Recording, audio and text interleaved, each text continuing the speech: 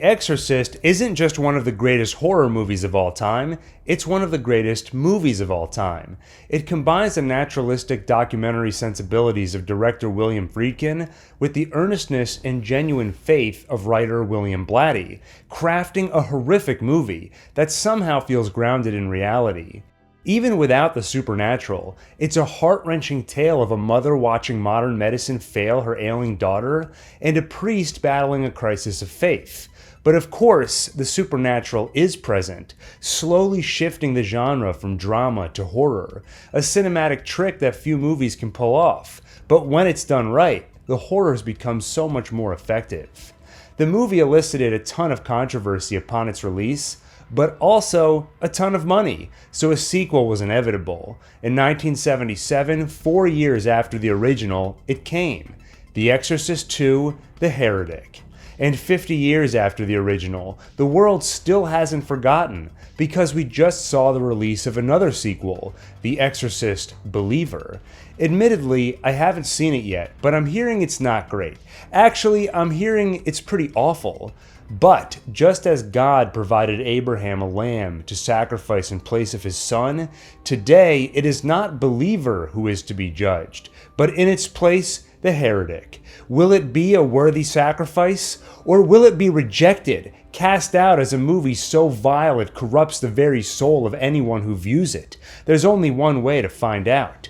Today, I submit to the ranking, The Exorcist II. My mission with this channel is simple: rank every movie ever created one at a time. I do this using a scientific approach. Every episode, I explain a movie. As I go, the ranking algorithm will react, gaining or losing points when the movie does something good or bad.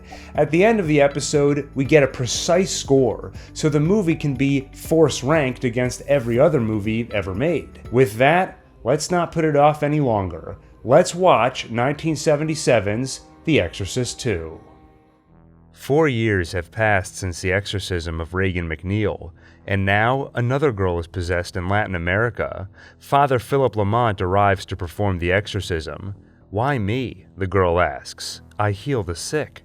The exorcism fails when the girl burns herself alive. It's clear from the start this movie is taking a different approach than the original. Instead of grounding itself in reality before slowly moving into the supernatural, building tension, this one starts with a bang. That could work, but the sequence is too rushed and the effects too cheesy to really capture how traumatic it would be to watch a person burn themselves alive. At the same time, it piques your curiosity and makes you wonder, where is this all going? Regan, now a 16-year-old high school student, practices her dance for an upcoming performance. It seems her possession is a distant memory. Or is it? Although her mom is away all the time for work, Ellen Burstyn refused to reprise her role from the first movie. She feels guilty and sends Regan to a psychiatric institute to see Dr. Gene Tuskin. The doctor doubts Regan's claims that she remembers nothing of what happened 4 years ago. Instead, Tuskin believes the girl is still having nightmares, but represses them. And as a scientist, Tuskin believes that's all it was: nightmares and some kind of mental illness. She doesn't believe in possession or exorcism or anything like that. Thankfully, the doctor has gotten her hands on a device called a synchronizer, which puts two people into a shared state of hypnosis. Using it, they can explore Regan's bad dreams together. That sounds stupid on the face of it, because it totally breaks what made the first Exorcist work so well. It tosses reality out the window and thrusts the movie into sci-fi territory. But who's to say that can't work? In a way, it's innovative. Inception basically stole the idea 30 years later, and now is a great movie. So we have to give it a chance. Remember, the ranking algorithm is firm, but fair. Or maybe it's just a stupid idea. Hey, I don't control the algorithm. Remember, I'm just the interpreter. After his failed exorcism, Father Lamont is called by the cardinal for another task: investigate the death of Father Marin, whose heart gave out during the exorcism in the first movie. Apparently, some are calling him a heretic, because while the church was moving away from acknowledging a literal Satan, Marin took a more extreme view, writing that the power of evil threatens to overthrow the power of God himself. Some even believe that in his final moments, Marin became a Satanist. it'll be Lamont's job to sort out the truth. I mean, who didn't watch the first Exorcist and come away thinking, you know, this guy? I think this guy's a Satanist.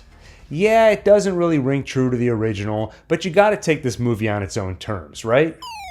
Or not. One thing I'll point out is that no one in this movie talks the way that normal people do. It all just sounds kinda off. Like halfway through Father Lamont and the Cardinal's conversation, the Cardinal all of a sudden says, "Philip, it's so good to see you," as if they hadn't already been talking for a few minutes. I rewatched the scene a few more times to figure out what was going on, and even weirder, before saying "it's so good to see you," the Cardinal makes an expression like he just noticed Philip is there, like he got amnesia and suddenly discovered himself in the middle of a conversation. I checked the original screenplay to get to the bottom of it, and I realized what's going on. This line isn't in the script. But the script emphasizes that once everyone else leaves the room and the two of them are alone, the conversation becomes more frank and intimate.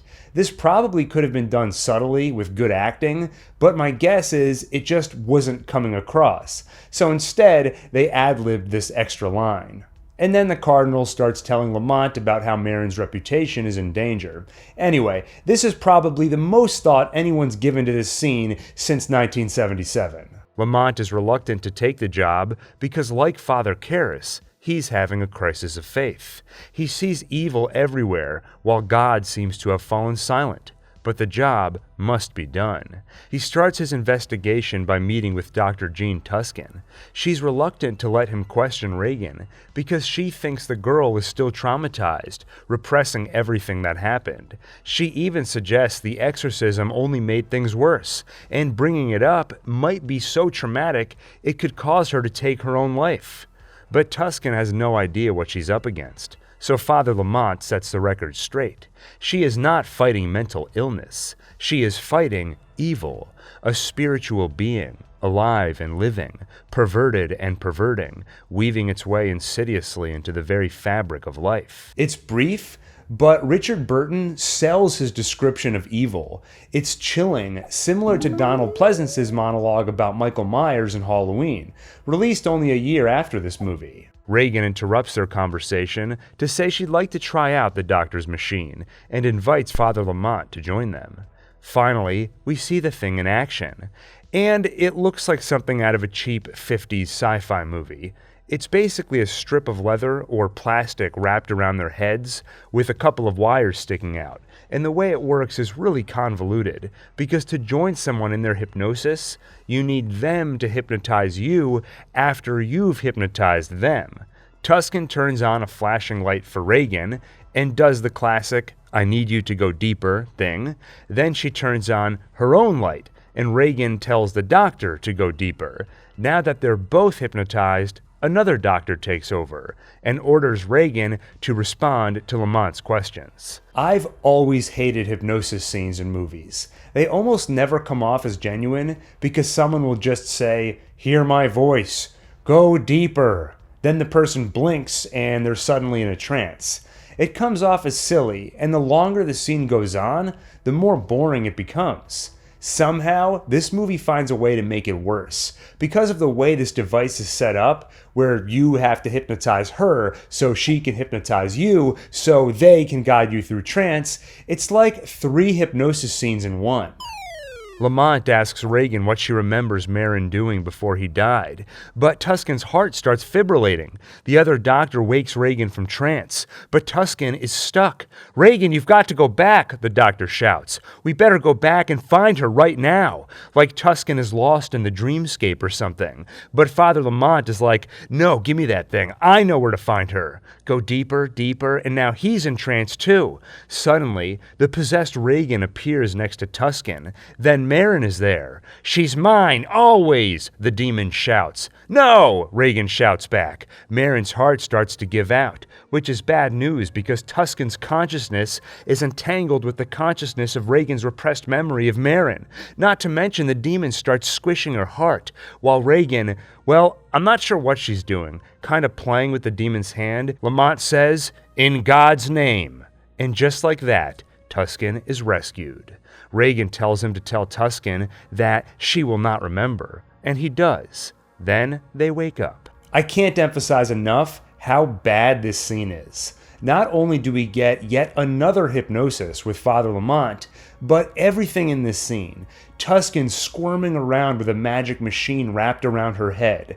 All the superimposed images. It's hard to take any of it seriously, and there are confusing elements to it. Like, why does Regan order Lamont to tell Tusken not to remember? Tell Jean she will not remember. Jean, you will not remember. Jean, you will not remember. Why is it so important she not remember? And once they're out of the trance, Regan says, He told you not to remember. Do you remember? No. Do you remember? I don't remember. Do you remember? Do you not remember? Tell her to remember. Tell her not to remember. Stop saying remember. I don't know what's going on. The scene is so convoluted, and it feels like it goes on forever. The movie also makes almost no attempt to develop any of these characters. Lamont is having a crisis of faith just like Father Karras. But with Karras, you saw him struggle with it. For Lamont, it's just one line where he tells the Cardinal, "I'm not worthy," and then he's on with the job. The biggest sin is probably Regan. Tusken actually tells Lamont that she's worried just bringing up the exorcism could cause Regan to commit suicide, but we don't see any signs of trauma. She seems completely well adjusted. Yes, they say it's just on the surface, but we need to see some signs of repressed trauma. Also, if she's afraid that mentioning the exorcism could kill Regan, how is she not worried about hooking her up to an experimental, mind-altering machine to make her relive the experience? Or is she so confident that saying, "You will not remember," will do the trick? She's willing to bet her patient's life on that? Anyway, let's see what the algorithm has to say about all this. There you go. Regan decides to draw a picture of Father Lamont with flames around him. He starts freaking out about how they have to put the fire out and runs downstairs to the basement. Tusken laughs and says, "Come on, Father, give me a break." But there is a fire. Tusken calls the fire department, while the flames behind Lamont form an image that matches the one drawn by Regan. Once the fire is out, Lamont is convinced they experienced something supernatural, that Tusken's machine proved the demon is still inside Regan. Tusken is skeptical. And for some reason, maybe it's just her disappointment in the script, but Louise Fletcher's acting is terrible. She's a great actress. In fact, she won an Oscar for her performance as Nurse Ratched in One Flew Over the Cuckoo's Nest. But here, every line is said with this bored tone. Oh, I'm fine. The psychological effects of syncing with another mind last a long time. It's very powerful. Plus, the movie feels so random and confused. Were we supposed to take from the hypnosis scene that the demon is still inside Regan? If so, how come all we see are memories of what happened 4 years ago? Why does remembering what happened mean the demon is still there? And then all of a sudden Regan can predict the future? You know how when someone explains a dream they had, you automatically get bored? That's because there's no narrative. It's just a bunch of stuff randomly happening, like they're making it up as they go along. That's what this movie feels like. The next morning, a demonic voice calls Regan and tells her that they're going flying, far, far away. She sees images of Father Merrin in Africa. A swarm of locusts arrive but are warded off by a young boy twirling a rope. Then she sleepwalks to the edge of her balcony. Luckily, Regan gets woken up by her doves. Hey, if you thought your daughter was mentally disturbed to the point where you think she might actually have been possessed by a demon, you'd definitely put her up in a penthouse with a balcony that has wide open gaps without guardrails, right? Sharon Spencer, the woman who watches over Regan in place of her mother, heads to Washington and meets with Lamont. They visit Regan's old home to investigate Father Merrin's death. Sharon agreed to help because Mrs. McNeil asked her to, believing she owes her daughter's life to the priest. Characters continue to talk in totally unnatural ways, like they're each having their own separate conversations talking past each other. He asks her if Father Merrin was afraid when he arrived. Then she doesn't answer his question. Instead, she just says, "You'd better see where it happened." Was Father Merrin afraid? You'd better see where it happened. I checked the screenplay on this one too, and she actually is supposed to answer him by shaking her head no. But she doesn't shake her head, so instead it just comes off like she's ignoring him.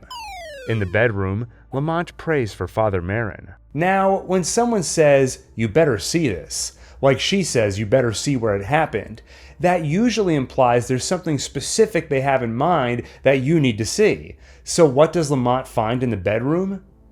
Wait for it. Nothing. We see that he's being watched by a locust, but neither of them notice. So what is it that she thought he needs to see in that bedroom? Back at Tuscan's office, Lamont and Reagan do another round of synchronized hypnosis. This time, they're witness to a flashback of Father Merrin in Africa. There, he discovered a young boy named Kokumo with special powers to fight evil. Just like Reagan, he also got possessed by Pazuzu. I am Pazuzu. There's one part of the flashback where the camera sweeps over misty mountains, and you hear the moaning of the demon. It's genuinely creepy and well done. With Merrin's help, Kokumo fights off Pazuzu. During the synchronization, Pazuzu speaks to Lamont. It boasts that if it wanted to, it could easily reclaim Kokumo. Lamont asks where Kokumo is, so Pazuzu invites him on a trip. The demon, in the form of a locust, flies to a now adult Kokumo, but the man spits a leopard at him, and the hypnosis ends. And here's the craziest part. Remember before how they kept emphasizing not to remember? Well, Reagan remembers what she saw while under hypnosis. Do you remember anything? Was it in Africa?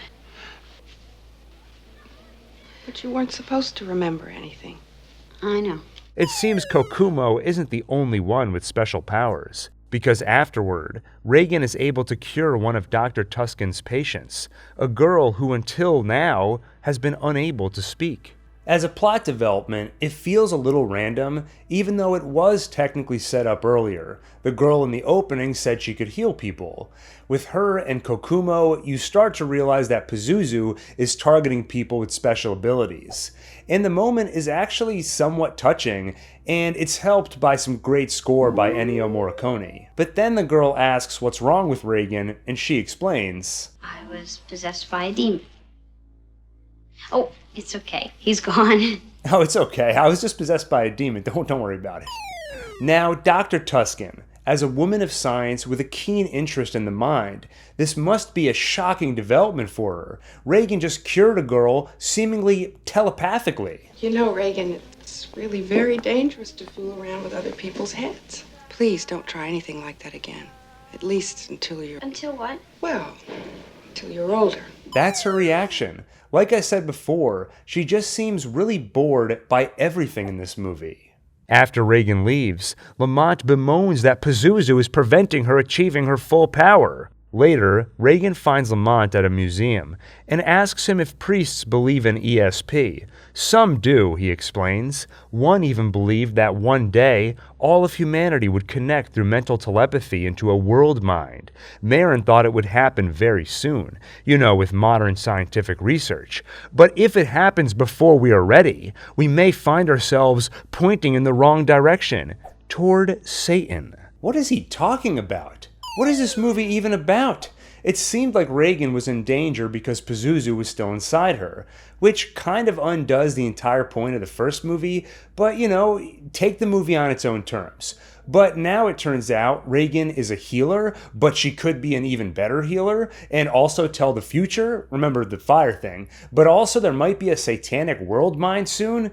I gotta be honest, I don't want to watch this movie anymore. I think I'm just going to stop. Lamont heads to Africa in search of Kokumo. No, stop. We're done with this movie. They accuse him of devil worship after he admits he flew on the wings of Pazuzu during hypnosis. I can't stop it. Once the ranking algorithm starts, it can't be stopped. The movie just keeps going and going until it reaches the end. They throw a rock at him, which interrupts Reagan's dance performance because of their residual telepathic link. I can't do it. I need to stop this movie from continuing. I cast you out, unclean movie, in the name of the algorithm. It is he who commands you, he who flung you from the heights of the original movie to the depths of sequels so bad they taint the original. Be gone! The power of Christ compels you. The power of Christ compels you. The power of Christ oh no, it can't be stopped! It's synchronizing with me, no! Father Lamont searches desperately for Kokumo. He prays for help. Almighty God, help me. I must find Kokumo. I have resisted. I have not called on Pazuzu. Call me, Reagan says through their telepathic link. And he does. Reagan, he says. But she clarifies, call me by my dream name. And he does. Pazuzu, prince of the evil spirits of the air, take me to Kokumo. Then she says Kokumo. And he says Kokumo. Then she says Kokumo. She says it 6 times. He says it 3 times. And just like that, he finds the man. It should be a big deal that this priest has fallen so far he now calls on a demon for help, but the movie never gets you bought in on why he'd be so desperate to find Kokumo to begin with. And it wasn't even clear until a few seconds ago that calling on Pazuzu was an option. Apparently he was resisting this whole time, and we didn't even know. That should be a huge part of the movie. Imagine God in this situation, minding his own business. Suddenly, he hears Lamont's prayer. Almighty God, help me find Kokumo. Oh yeah, sure, just give me 1 second. You know, I haven't even called on Pazuzu. Whoa, when did calling on demons enter the equation? Do not call on Pazuzu. I'm gonna help you find the guy, just give me a second. Pazuzu, Prince of Evil, take me to Kokumo. Really? You called on the demon, are you kidding me? What are you thinking? You think Karis or Marin would have done that? Are you out of your mind? He finds Kokumo, a tribal leader who wears a locust costume. He warns Lamont that he needs to get Pazuzu out of Reagan. But here's the problem. Pazuzu has brushed Father Lamont with his wings. He lost faith in God and called on the demon to find Kokumo. No, Lamont insists. He still believes. Kokumo asks him to prove it by walking over spikes. And he does. But suddenly, he's in a research lab with the real Kokumo. Was it all a hallucination? A test of faith? It's unclear. Kokumo explains his research on locusts. When they brush each other's wings, they become a destructive swarm. They become evil. But they also have a good locust. When she touches the others, it breaks the chain. It's a metaphor. Demons are the bad locusts, but then there are the good ones, like Reagan, Kokumo, or the girl who was possessed at the beginning. They're healers who spread good. That's why Pazuzu targeted them. But it's weird that it's a metaphor, because in the movie, it's also literal. Kokumo is part of the power of good against evil. But then he also becomes a researcher and performs a metaphorical version of it with actual locusts. But also Pazuzu manifests as a physical, literal locust. It's like movies can be supernatural and be metaphors for something in the real world. You don't need a metaphor for the metaphor in the movie. It doesn't make sense. Reagan steals the synchronizer and meets up with Lamont at a motel. Inside Reagan's mind, Father Marin explains what he was up to before he died.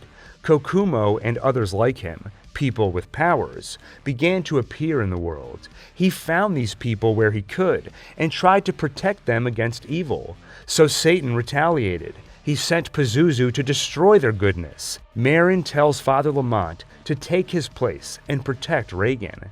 After they wake, Lamont is in a daze and takes her back to Washington, back to the house where the first exorcism went down. When Tuscan and Sharon realize that Reagan is gone and that she took the machine, Sharon is pissed. Stupid bitch.